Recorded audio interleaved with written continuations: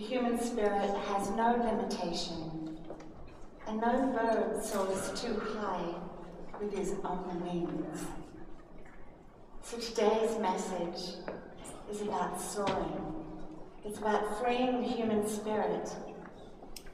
And it's about the merging of the human spirit, of the person that I am, with technology.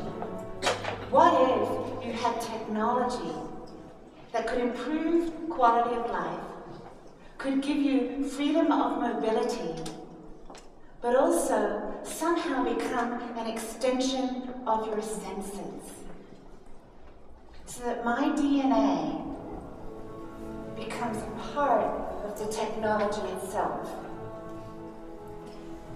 When we extend the senses, there's a shift, a translational shift that occurs in the culture.